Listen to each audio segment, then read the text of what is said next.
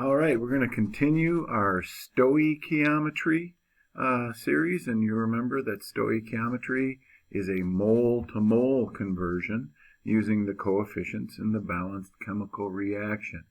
As you can see from this slide, this is 3.4. You remember I said 3.1 and 3.2 are basically review of what we did already, and I didn't feel the need for you to take a bunch of notes on that because it was just basically defining the mole, which you guys have a really good handle on. All right, so as you can see here, this is a mass problem. We had mole, and you know that when you see that term twice like that, mass, that they're not being redundant. They didn't go to the school of redundancy school. Wait for laughter. Did you see? You said school twice, and that's redundant. Okay, all right. So you start with a mass, you end up with a mass. So there is no rule for a mass-to-mass conversion. There just isn't. You can't do that. So what we can do is a mole-to-mole conversion. So that's why the goal continues to be the mole. So really what we're doing here today, and again, really good detailed notes. I don't know how I'm going to collect or look at those yet, so make sure that you continue to get these full definitions in here. So again, hit the pause if necessary, because I'm going to go through this fairly quickly. So why don't you go ahead and hit the pause now so that I can explain it. Boom. And welcome back. All right, so as you saw when you were writing this out,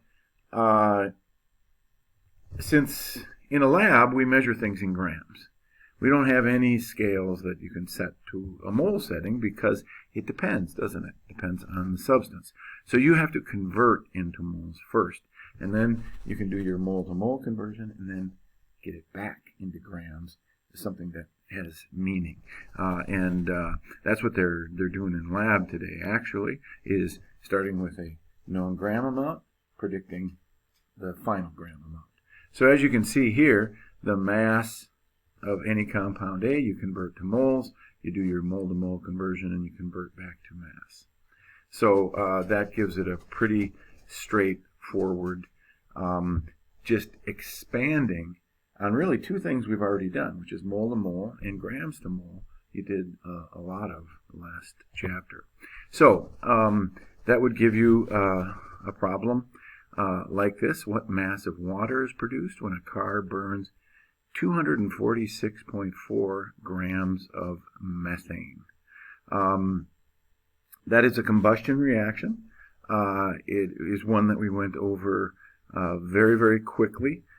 So something like this, I would provide at least the general form, and this is kind of how we're covering chemical equations, and we'll do that more as we finish out the quarter here.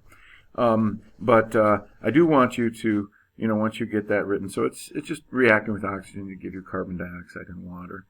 Hopefully a lot of you knew that, but I would for sure expect you to balance that. So on the test, if I'm not going to give you the names of things, it'll either be something really common or something you can use your yellow sheet to write the formula.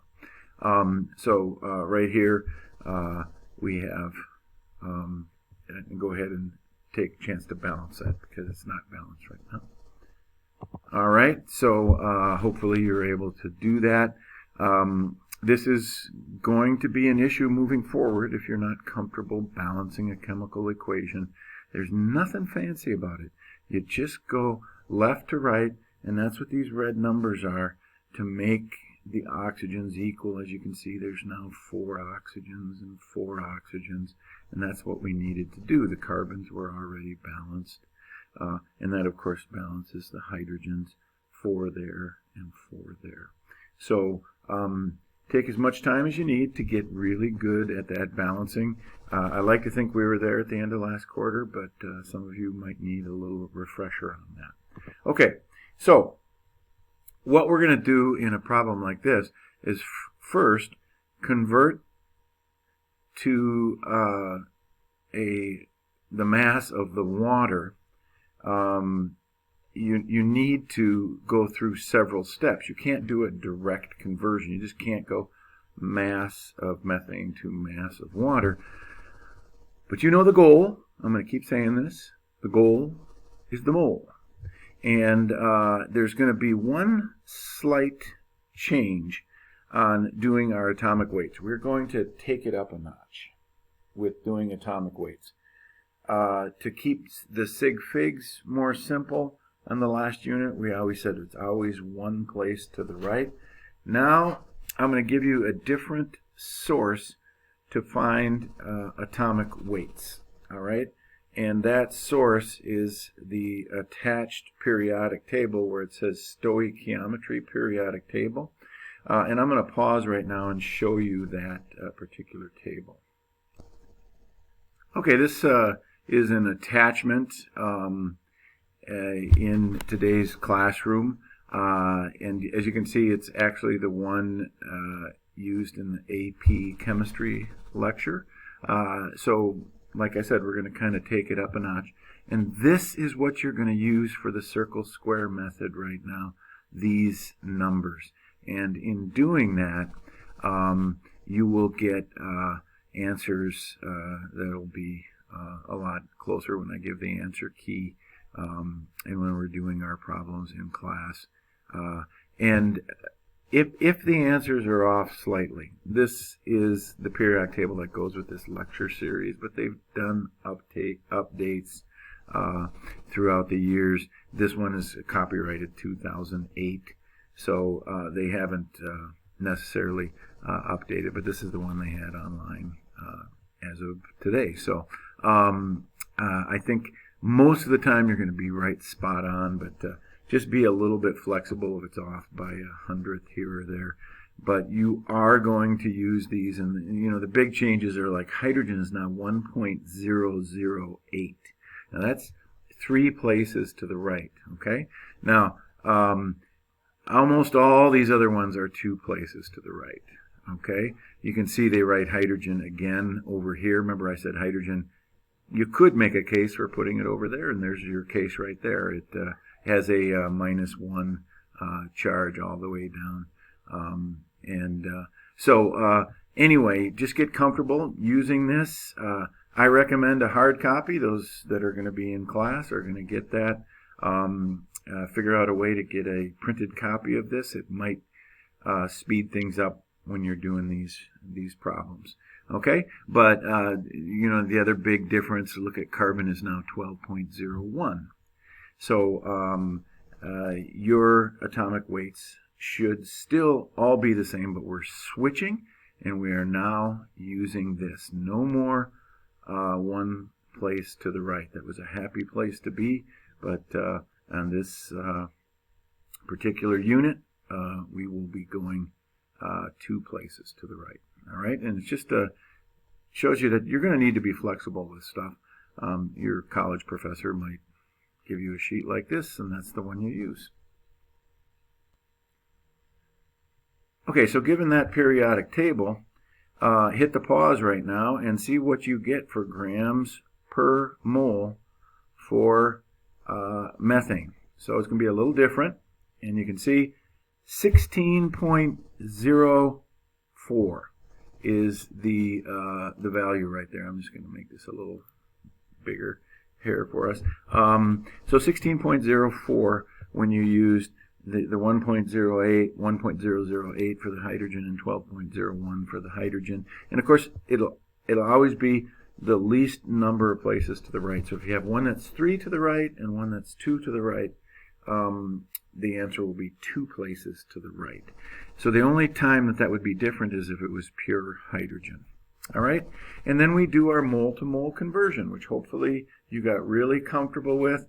It said what mass of water, that's what we're looking for. So the methane's going to go down there on the bottom as per the last unit that we did. And again, the coefficients and the balanced chemical equation. So you should be really comfortable with this step.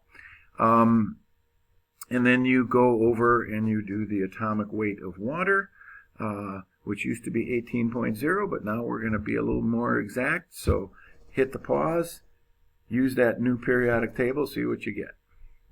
And hopefully you agree that 18.02 is now the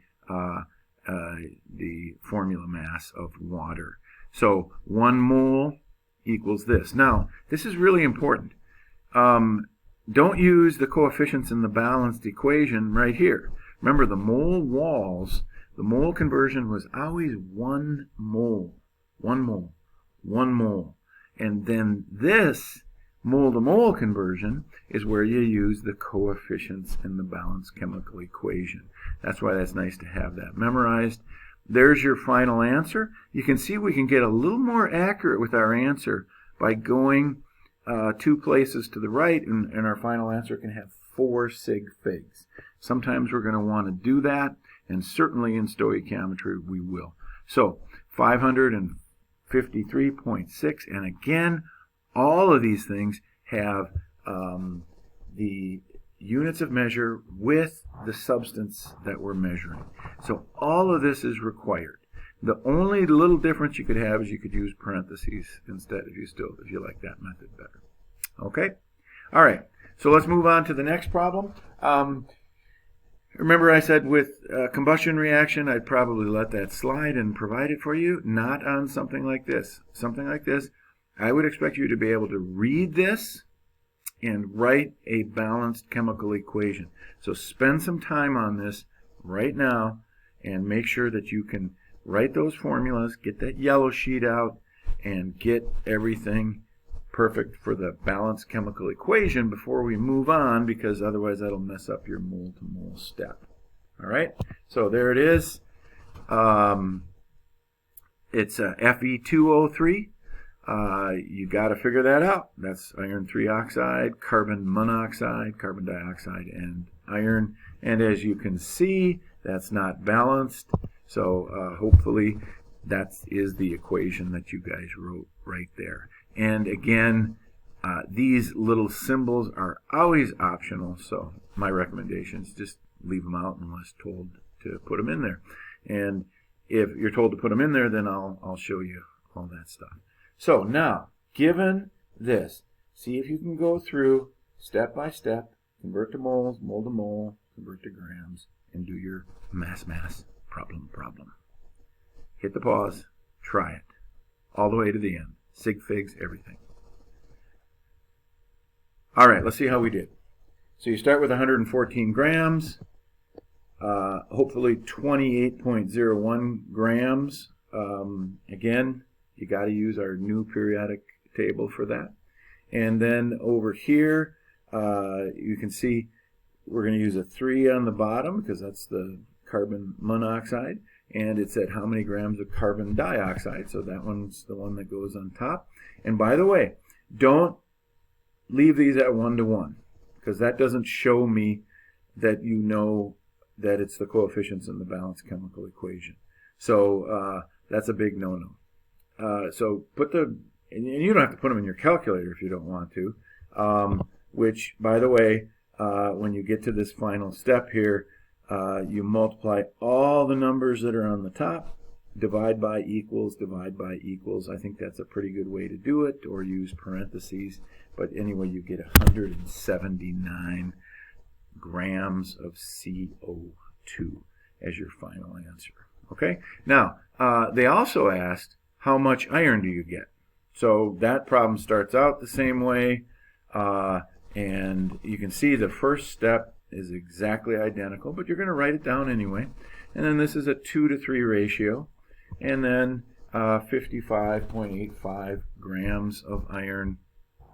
And then this one would be, these are limited to 3 sig figs because of the 114 grams. But hopefully you agreed with those atomic weights, and everything was working out cool with that.